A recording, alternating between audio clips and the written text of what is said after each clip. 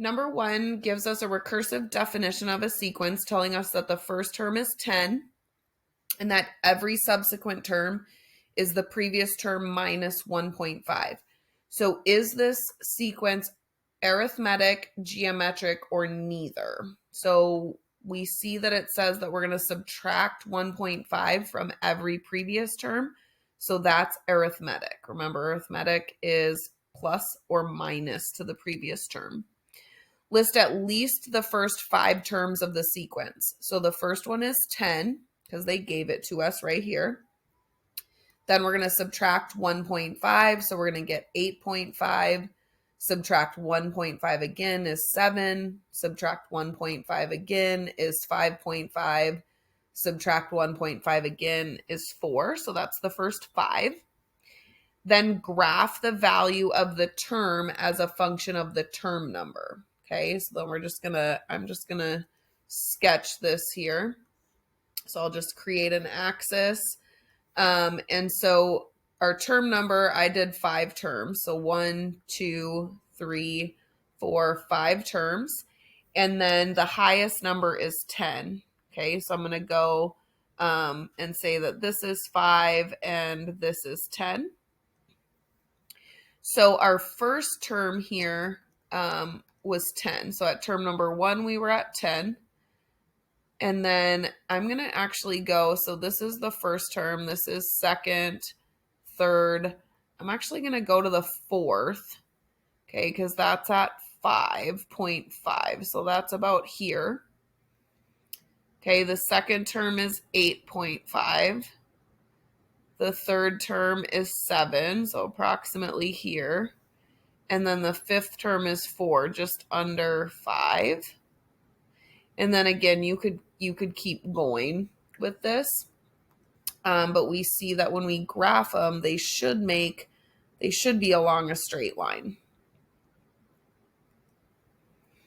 Number 2, an arithmetic sequence K starts with 12 and 6.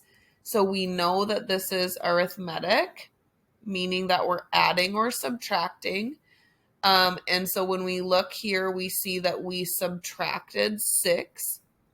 So when we write a recursive definition, remember that we need to start with the first term. So a of 1 equals 12. Then a of n, so for any term, it's going to equal the previous term. So a sub n minus 1 minus 6. We're going to take the previous term minus 6. And then this says graph at least the first 5 terms. Okay, so let's just write out the first 5 terms. So 12 is the first term, 6 is the second, subtract 6 and you get 0, subtract 6 and you get negative 6, subtract 6 and you get negative 12. So I'm going to need some negative numbers here, so I'm going to move this axis up. So we're going to need to get up to 12. So I'll put this at 12, halfway between would be 6. Okay, so then we'll be at negative 6 and negative 12. And then we have term numbers 1, 2, 3, 4, and 5. So we're just going to plot these in a different color. I'm actually going to make it a little bit bigger too for the dot. So our first term was 12. Our second term was 6. Our third term was 0. Our fourth term was negative 6. And our fifth term was negative 12. And it's arithmetic, so it makes sense that these would be along a straight line. And you don't have to draw that straight line in. You can just draw the points, but I'm just showing you that the arithmetic sequence, the points are all on a straight line. Number 3, an arithmetic sequence begins with A equals, or an arithmetic sequence A begins with 11 and 7. So we know that we're adding or subtracting. So here we see that we are subtracting. So we're subtracting 4. Write a recursive definition for this. So when we go ahead and write our recursive definition, we need to start with the first term. So our first term is 11.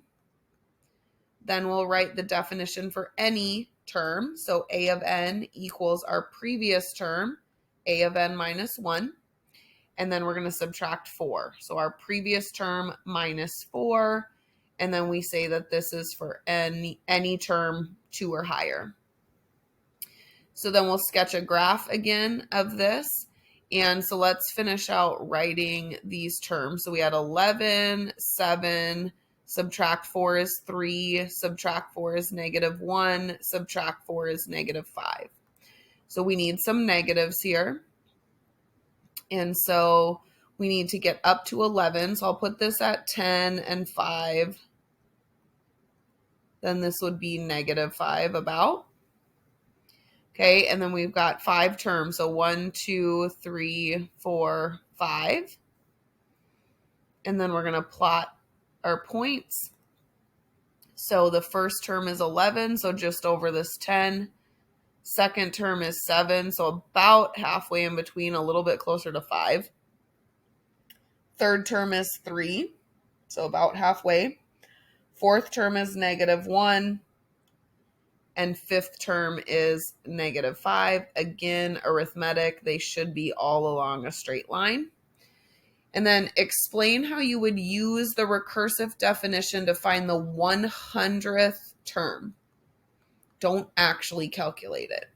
Okay, so we would take the first term, okay, in this case 11, and then we would subtract 4 how many times? Okay, so to get your second term, you've subtracted 4 once, and then 4 twice, and then 4 3 times, and then 4 4 times. So to get to the 100th term, you'd subtract 4 99 times in order to get to that 100th term. Number 4, a geometric sequence begins 80 and 40. So remember, with geometric, we know that that means that we are multiplying or dividing. In this case, we see that we are dividing by 2, okay, which is multiplying by a half. So you could think of multiplying by a half as well. So write a recursive definition for this sequence. Okay, so we need our first term. So our a sub 1 term is 80. Our a sub n term, so any term, is the previous term, so n minus 1, divided by 2 or times by 1/2. So you could put a division sign here, or you can put times by a half, and this is for any term 2 or higher. Then use your definition to make a table of values for the first 6 terms. Okay, so I'm just going to make a horizontal table of values. And so we're going to have the first term, second term, third term, fourth term, fifth term, and sixth term. All right, and so then the top part I'm just going to have as the term number and then the actual term. So they gave us our first term at 80. They also gave us our second term at 40. So our third term is going to be 40 divided by 2, which is 20. Our fourth term is going to be 20 divided by 2, which is 10. Fifth will be 10 divided by 2, which is 5. And sixth will be 5 divided by 2, which is 2.5. So explain how we would find the 100th term. So we would take the first term, which is 80, and we would multiply by 1/2, or you could say divide by 2. Okay, so the first term is set. Okay, so then we divided by 2 once for the second term, twice for the third term, 3 times for the fourth term.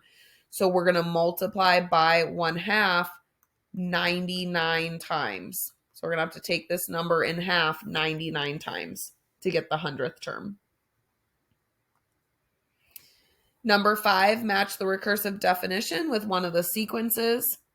So let's take a look at these. So this sequence multiplies by 2 and adds 1. B just multiplies by 2. And C just multiplies by a half, or that's the same as divides by 2. So let's take a look here. So this first one just divides by 2 each time, or takes each number in half. So this is, for part C, matches with 1. Okay, this next one, 1 times 2 is 2, 2 times 2 is 4, 4 times 2 is 8. So this one looks like it's just multiplying by 2, which is B. So then that leaves number 3 for A, which is multiplying by 2 and adding 1. So let's just make sure. 1 times 2 is 2, plus 1 is 3. 3 times 2 is 6, plus 1 is 7. 7 times 2 is 14, plus 1 is 15. 15 times 2 is 30, plus 1 is 31, so it does work. All right, then the last one, for each sequence, decide whether it could be arithmetic or geometric. So this one goes down by a lot first and then a little. So that's usually a sign that there's division. So this is 25 divided by 5 is 5. 5 divided by 5 is 1. So this is geometric. And the growth factor is 1/5 because it's getting smaller. Next one, it looks like we're minusing 6 and then minusing 6 again. So this one is arithmetic. Okay, with a common difference of -6.